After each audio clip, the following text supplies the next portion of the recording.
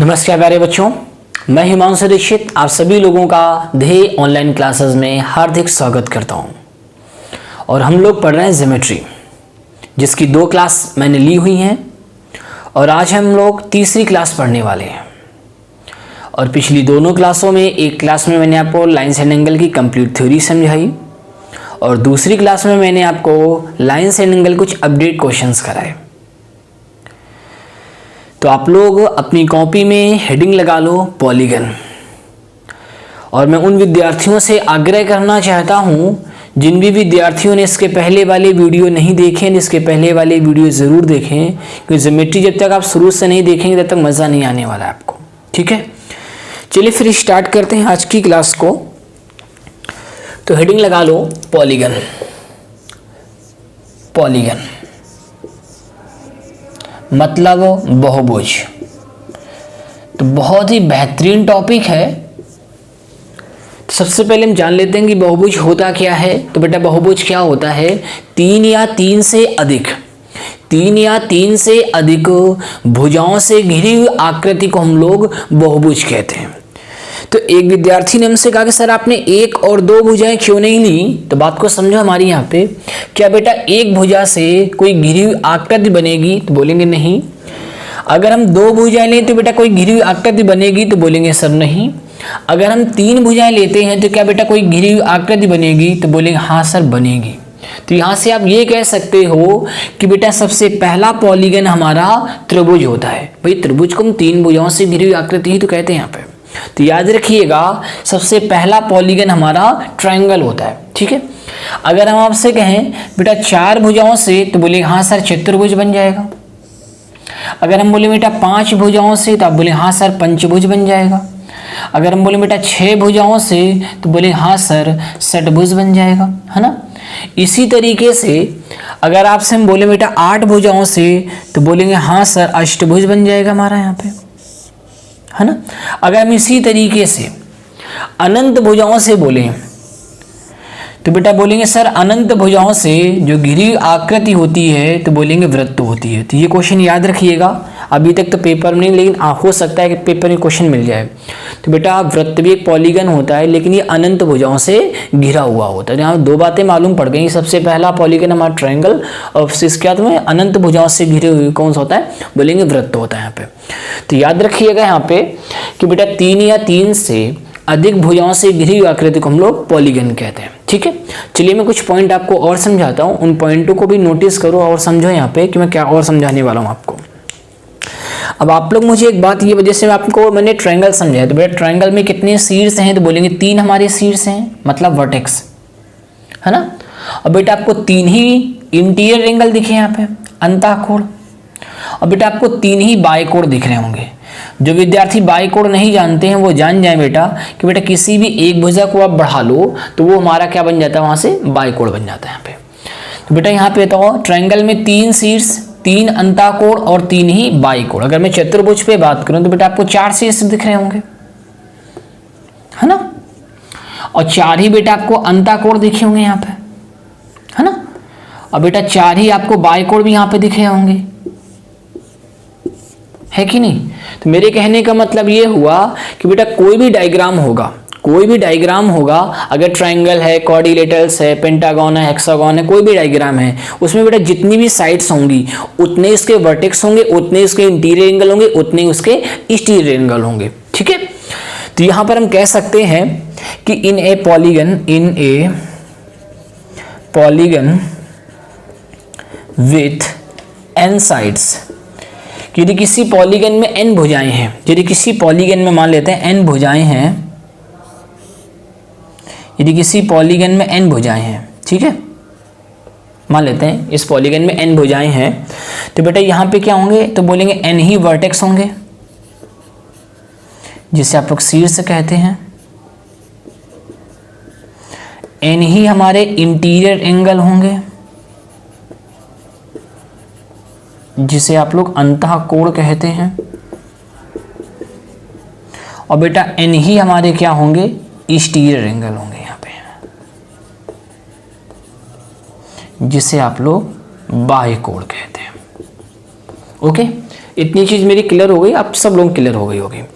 और हर एक बात को अच्छी तरीके से नोट करना है। अगर आप पेन कॉपी लेके नहीं बैठे हैं तो स्क्रीनशॉट भी लेते रहना, ठीक है। तो फटाफट स्क्रीनशॉट ले लो इतनी बात को, जितनी बात मैंने समझा दी आपको। इसके आगे फिर कुछ पॉइंट में हम और चर्चा करते हैं यहाँ पे, ठीक है। चलिए देखिए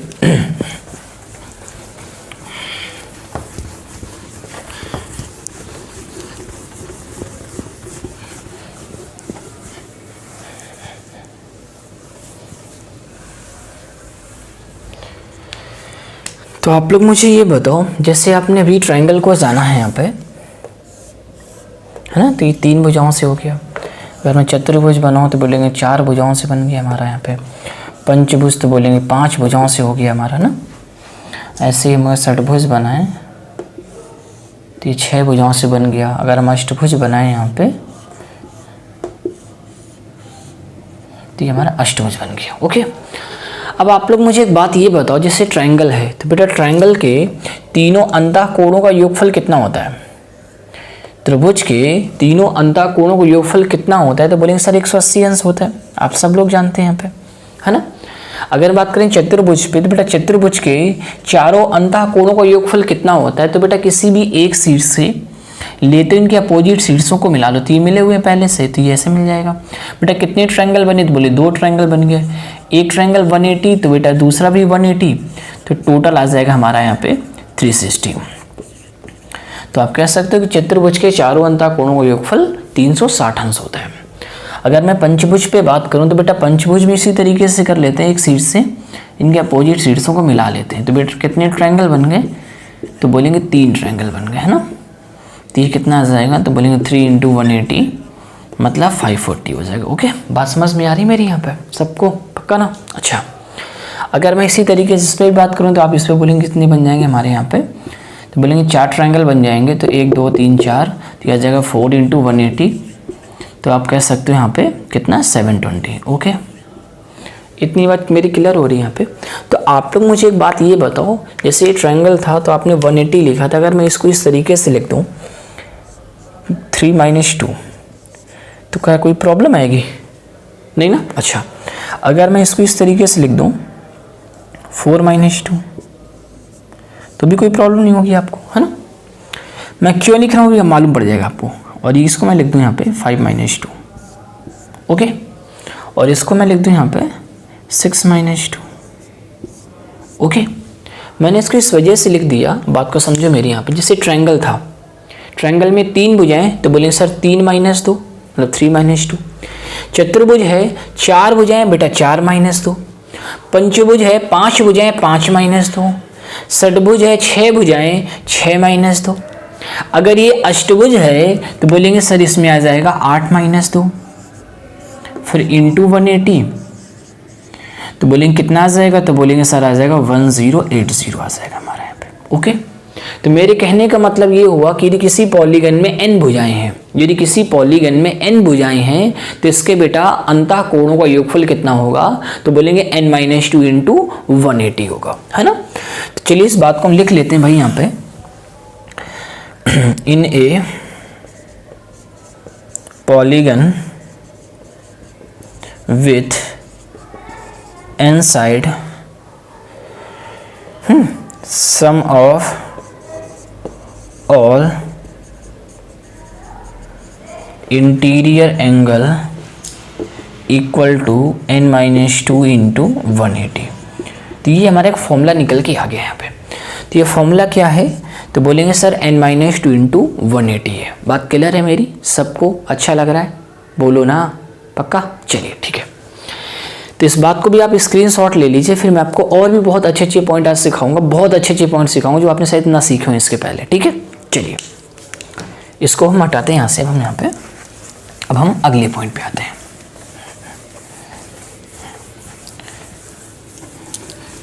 मैं इन सभी पॉइंटों को बहुत अच्छे अच्छे क्वेश्चंस कराऊंगा, बहुत अच्छे अच्छे क्वेश्चंस कराऊंगा।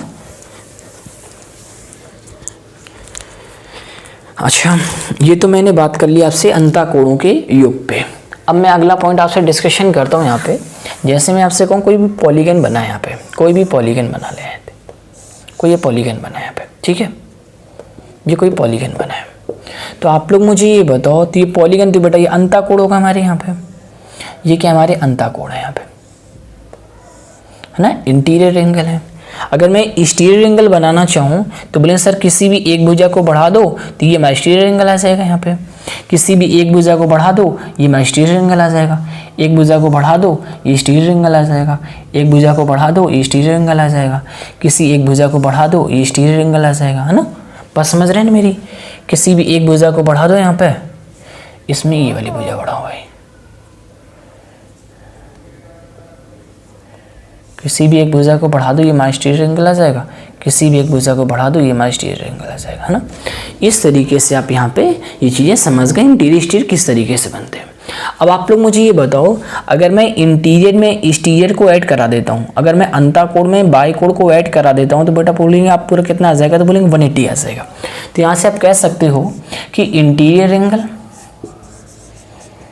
और एक्सटीरियर एंगल, इन दोनों को जो सम होता है वो हमारा कितना होता है, 180 होता है। मैं प्रत्येक की बात कर रहा हूँ, प्रत्येक अंताकोण प्रत्येक बाईकोण का जो योगफल होता है वो 180 अंश होता है, ठीक है। अच्छा, अब आप लोग मुझे एक बात ये बताओ, अगर हम अंताकोण में बाईकोण को जोड़ते हैं तो बेटा 180 आता है ना। अगर मैं इसी तरीके से अंताकोण में बाईकोण जोड़ूं तो फिर 180 आ जाएगा, इसी तरीके यहाँ भी 180 आ जाएगा, इसी तरीके यहाँ भी 180 आ जाएगा, इसी तरीके यहाँ भी, इसी तरीके से यहाँ भी। तो आप बोलेंगे सर अगर n भुजाएं होंगी तो बेटा जो 180 आएगा वो भी n बार आएगा, लेकिन इसमें अंता और बाई को जोड़ने पे आएगा, ठीक है। तो अगर मैं आपसे कहूँ मैं सभी अंताकोण को जोड़ता हूँ और सभी बाईकोण को जोड़ता हूँ, ठीक है, अगर मैं सभी अंताकोण और सभी बाईकोण को जोड़ता हूं, अगर n भुजाएं हैं तो बेटा जो सम आएगा 180 का वो भी n बार आ जाएगा हमारा यहाँ पे। बात क्लियर हो रही ना मेरी यहाँ पे।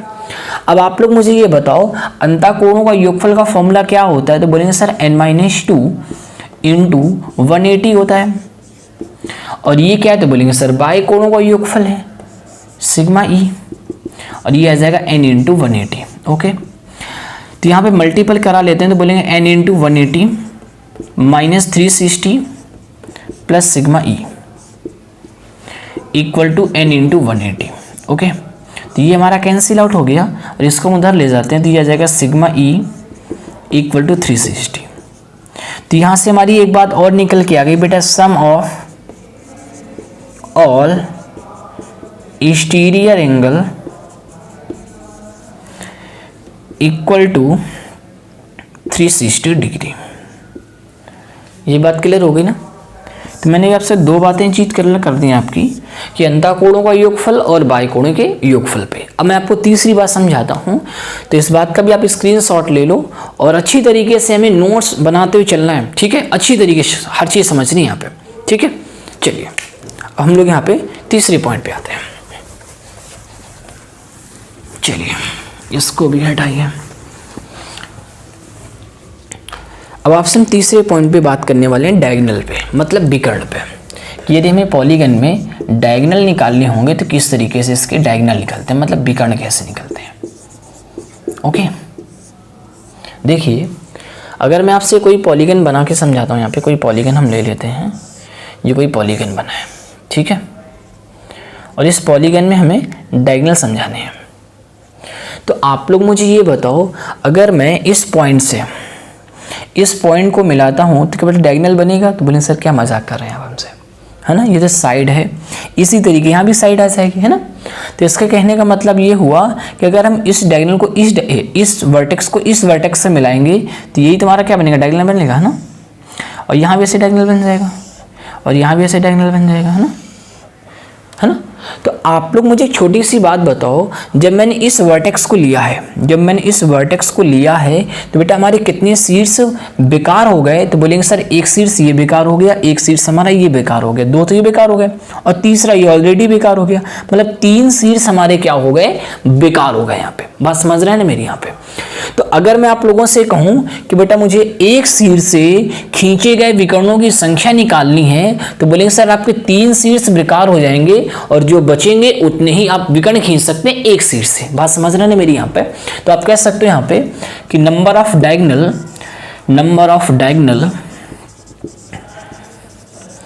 फ्रॉम ए सिंगल वर्टेक्स, तो कितने आ जाएंगे? तो बोलेंगे सर यहाँ पे लिख देते हैं, तो बोलेंगे n-3 आ जाएंगे। बात समझ में आ रही है मेरी यहाँ पे? क्योंकि मैंने n साइड्स ली हुई हैं तो बेटा n ही वर्टेक्स होंगे, 3 वर्टेक्स हमारे बेकार हो गए, तो कितने आ जाएंगे? n-3 हमारे वर्टेक्स आ जाएंगे एक सीट से। अगर मैं आपसे कहूँ कि मुझे टोटल नंबर ऑफ डायगोनल निकालने हैं, टोटल नंबर्स ऑफ डायगोनल निकालने हैं, यहाँ पे कुल विकर्णों की संख्या निकालनी है मुझे। अगर मुझे कुल विकर्णों की संख्या निकालनी है तो आप मुझे ये बताओ बेटा, एक विकर्ण से एक सीट से आप n-3 विकर्ण खींच सकते हैं। अगर आपके पास में n सीट्स हैं तो कुल बेटा कितने विकर्ण खींच सकते हैं? तो बोलेंगे n × n-3 विकर्ण खींच सकते हैं, है ना। लेकिन आप मुझे ये बताओ, अगर आप एक विकर्ण को देखेंगे तो बेटा यहाँ से भी ले लिया है और यहाँ से भी ले लिया है, मतलब एक विकर्ण खींचने के लिए आपने ये सीट्स को 2 बार ले लिया ना। यहाँ पे बात समझ रहे हैं मेरी? तो करना क्या होगा बेटा, इसका मैं आधा करना पड़ेगा यहाँ पे। क्लियर है? तो ये फॉर्मूला हमारा बन गया, टोटल नंबर ऑफ डायगोनल का फॉर्मूला बन गया n-3/2। उम्मीद आप मेरी बात को समझ गए होंगे।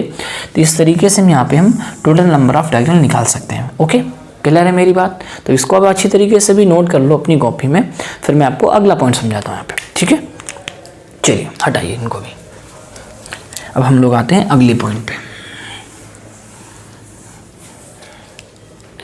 तो आप लोग हेडिंग लगा लो यहाँ पे, अगला point, types of polygon, polygon के प्रकार। तो बेटा पॉलीगन हमारे 4 प्रकार के होते हैं। मैं बस उतना ही बात करूँगा आप लोगों से जितना आपके एग्जाम में पूछा जाता है। ठीक है, पॉलीगन बेटा 4 प्रकार के होते हैं। बेटा पहला होता है हमारा यहाँ पे कॉन्वेक्स पॉलीगन, फिर होता है हमारा कॉनकेव पॉलीगन, फिर होता है हमारा रेगुलर पॉलीगन,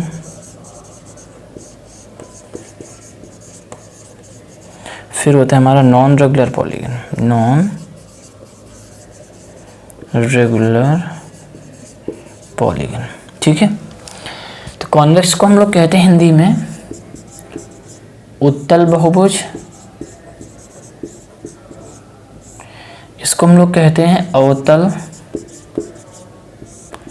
बहुभुज, इसको हम लोग कहते हैं सम बहुभुज, इसको हम लोग कहते हैं विषम बहुभुज।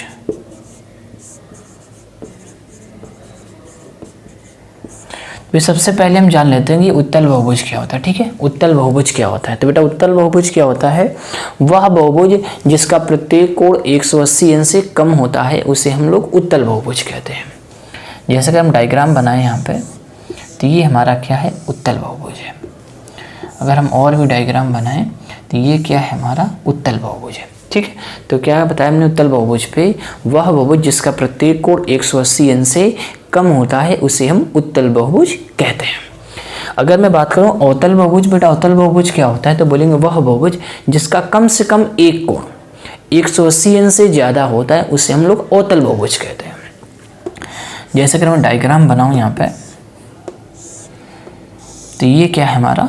तो बोलेंगे सर ये अवतल बहुभुज है। तो आप देख रहे हैं इसका एक कोण 180 अंश से ज़्यादा आपको दिख रहा होगा। मैं और भी डायग्राम बना देता हूँ आपके लिए। तो इस तरीके से आप और भी बना सकते हैं, जितनी चाहे उतनी बना सकते हैं। ठीक है, इसी को और वैसे आप कर लो, ऐसे बना दो। ठीक है, अगर मैं बात करूं समबाहुभुज पे, तो बेटा समबाहुभुज क्या होता है? तो बोलेंगे वह बहुभुज जिसकी सभी भुजाएं एक समान होती हैं उसे हम लोग समबाहुभुज कहते हैं। जैसे आप बोलेंगे यहाँ पे समबाहु त्रिभुज है, जैसे हमारा यहाँ पे आपका वर्ग है। ठीक है, जैसे यहाँ पे आपका समपंचभुज है, समषट्भुज है, ये सब क्या है हमारे? तो बोलेंगे समबाहुभुज है। अगर मैं बात करूं विषम बहुभुज पे, तो विषम बहुभुज क्या होता है? जिसकी सभी भुजाएं असमान होती हैं उसे हम लोग विषम बहुभुज कहते हैं। जैसे मैं अगर कहूं आपसे, तो बोलेंगे विषम बाहु त्रिभुज है, जैसे हमारा यहाँ पे, जैसे हमारा आयत है। ठीक है, जैसे हमारा कोई पंचभुज है यहाँ पे। ठीक है, इस तरीके से आप ले सकते हैं। बात क्लियर हो रही थी मेरी यहाँ पे? पक्का ना? लेकिन अगर मैं बात करूँ कि आपके सिलेबस में चारों चीज़ें आती हैं, चारों चीज़ें नहीं आती हैं, बस आपके सिलेबस में केवल रेगुलर पॉलीगन आता है। क्या होता है आपके पेपर में केवल रेगुलर पॉलीगन से ही क्वेश्चंस बनाए जाते हैं, ठीक है। तो हम लोग केवल रेगुलर पॉलीगन के क्वेश्चंस करेंगे और सबके क्वेश्चंस नहीं करेंगे, ठीक है। तो आप लोग अपनी कॉपी में हेडिंग लगा लो आप भाई, क्या रेगुलर पॉलीगन, क्या लगाना है, रेगुलर पॉलीगन। चलिए आते हैं, स्क्रीनशॉट जरूर ले लिया करो, ठीक है, क्योंकि मैं हर बार आपके लिए कहूँगा नहीं कि स्क्रीनशॉट ले लो। आते हैं रेगुलर पॉलीगन। रेगुलर पॉलीगन बेटा, रेगुलर पॉलीगन मतलब सम बहुभुज, सम बहुभुज। बेटा सम बहुभुज क्या होता है, तो बोलेंगे सर वह बहुभुज जिसकी सभी भुजाएं एक समान होती हैं उसे हम लोग समबाहुभुज कहते हैं। अब ये बताओ, अगर सभी भुजाएं एक समान होंगी तो बेटा सभी अंताकोण भी एक समान होंगे, सभी बायकोण भी एक समान होंगे, है ना। बात समझ में आ रही मेरी यहाँ पे, विकर्ण नहीं बराबर होते, ठीक है। सभी अंताकोण बराबर होंगे, सभी बायकोण बराबर होंगे और सभी भुजाएं बराबर होंगी। यहाँ पे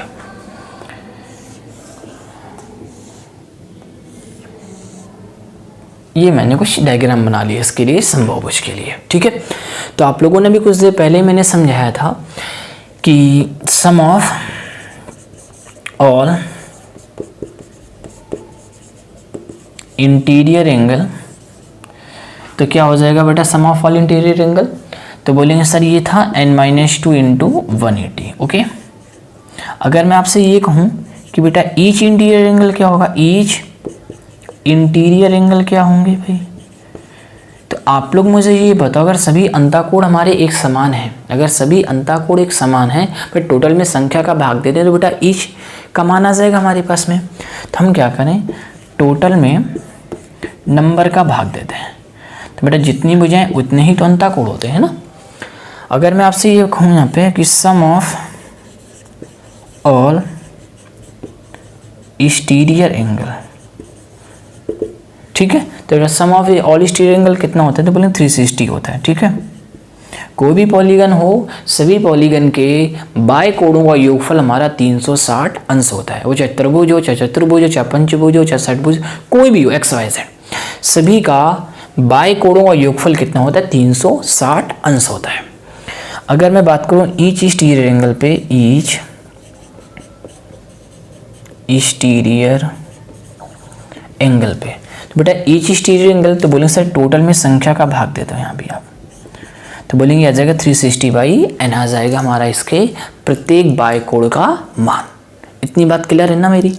और ये तो मैंने आपको पहले ही समझाया था यहाँ पे कि इंटीरियर प्लस एक्सटीरियर कितना होता है, तो बोलेंगे सर 180 होता है ना। बात पहले ही समझा थी यहाँ पे, इतना में कोई डाउट, फटाफट आप स्क्रीनशॉट लेते रहो, ठीक है।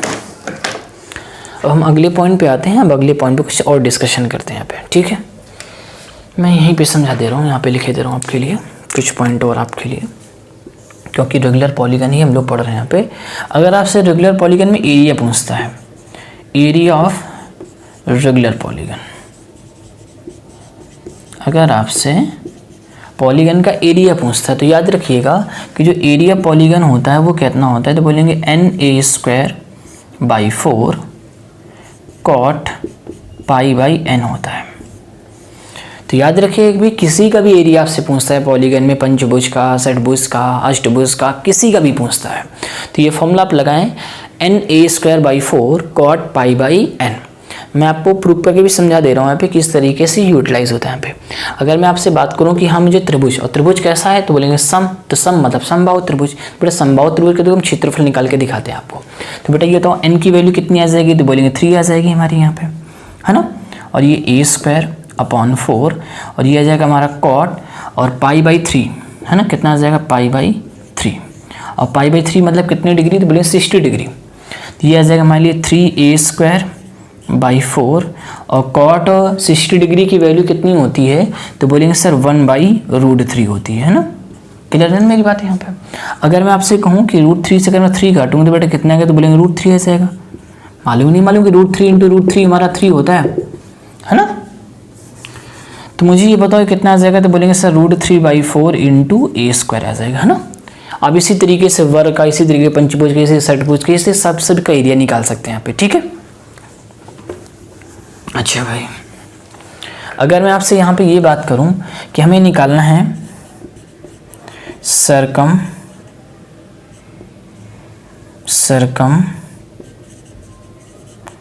रेडियस ऑफ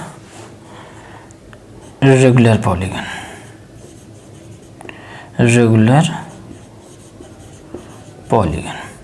अगर बेटा हमें सरकम रेडियस निकालनी है ना, परित्रिज्या निकालनी है, तो बेटा परित्रिज्या कैसे निकलती है, तो इसको लिए लिख लो यहाँ पे। तो इसका फॉर्मूला होता है a/2 cosec π/n। ये होता है हमारा सरकम रेडियस का। तब बोलेंगे सर इन रेडियस का भी लिखा दीजिए, तो वो भी लिख लो आप अपनी कॉपी में। तो इन रेडियस ऑफ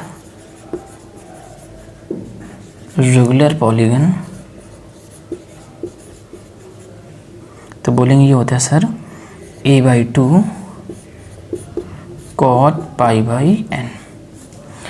तो ये कुछ फॉर्मूले और भी होते हैं एरिया पे और सरकम रेडियस पे और इन रेडियस पे, ठीक है। तो फटाफट आप इसका भी स्क्रीनशॉट ले लो, फिर आपको मैं कुछ और पॉइंट समझाने का प्रयास करता हूँ यहाँ पे, ठीक है।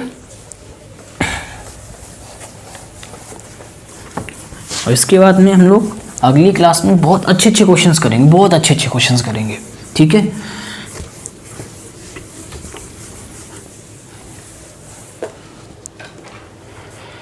अगर मैं आपसे कहूँ कोई आपको तारानुमा आकृति दी गई है, कोई आपको तारानुमा आकृति दी गई, जैसे मैं मान लेता हूँ कुछ इस तरीके से कोई एक आकृति दी गई है, ठीक है। जैसे मैं मान लेता हूँ आपको कोई इस तरीके से आकृति दी गई है,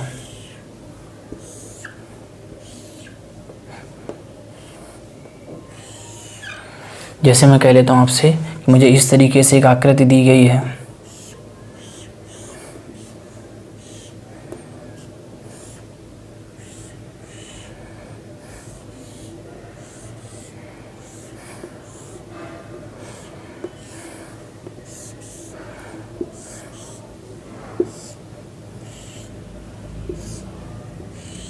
ठीक है। इस तरीके से तारानुमा आकृति दी गई है, मतलब कितनी भी जैसे भी तारानुमा आकृति दे आपको, तो यहाँ पे आपसे पूछता क्या है, तो बोलेगा यहाँ पे जो शीर्ष हमारे ये हैं, ये इनका योगफल पूछता है वो कोणों का, ठीक है।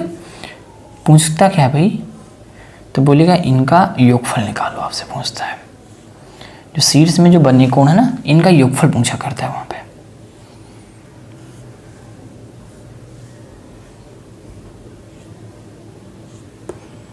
तो यहाँ भी आप लिख लो यहाँ पे भाई कि जो सम होगा भाई, यहाँ पे किसका सम बता रहा हूँ, यहाँ पे सम ऑफ एंगल्स, ठीक है। तो सम ऑफ एंगल कितना होगा हमारा यहाँ पे, तो बोलेंगे n-4 इंटू 180 होगा। क्या होगा, n-4 इंटू 180 होगा। जैसे अगर इस पे मैं बात करूं कि मैं यहाँ पे निकालना है इनका योगफल कितना होगा, तो बेटा n कितनी होंगे, तो देखो भाई यहाँ पे, तो बोलेंगे सर ये 1 है, ये 2 है, और ये 3, ये 4, ये 5। तो बेटा पंचभुज के अकॉर्डिंग हमारे यहाँ पे क्या बने, हमारे पंचभुज के अकॉर्डिंग ये तारानुमा आकृति बनी हुई है। तो बोलेंगे n का मान कितना होगा, तो बोलेंगे 5 होगा यहाँ पे।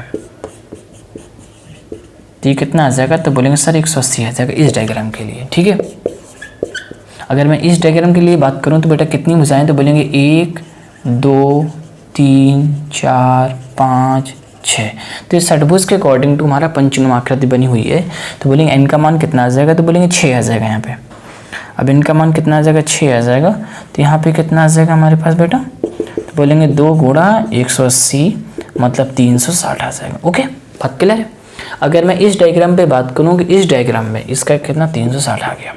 अगर मैं इस डायग्राम में निकालूं शीर्षों के जो हमारे कोण हैं, इनका योगफल कितना होगा, तो मुझे आप ये बताओ भाई कितनी भुजाएं, तो बोलेंगे 1, 2, 3, 4, 5, 6, 7, 8। कितनी भुजाएं यहाँ पे हैं, तो बोलेंगे सर 8 भुजाएं यहाँ पे। जब 8 भुजाएं हैं तो बेटा n की वैल्यू कितनी हो जाएगी, तो बोलेंगे 8 हो जाएगी हमारे यहाँ पे, है ना। तो ये कितना आ जाएगा, तो बोलेंगे सर 720 आ जाएगा।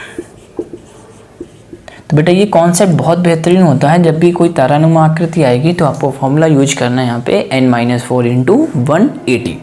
पक्का क्लियर है ना। अच्छा चलिए फिर आज की क्लास में हम इतना ही रखेंगे और अगली क्लास में हम लोग पॉलीगन्स के बहुत अच्छे अच्छे क्वेश्चंस कर रहे होंगे, तो अगली क्लास आप लोग लेना मत भूलिएगा, ठीक है।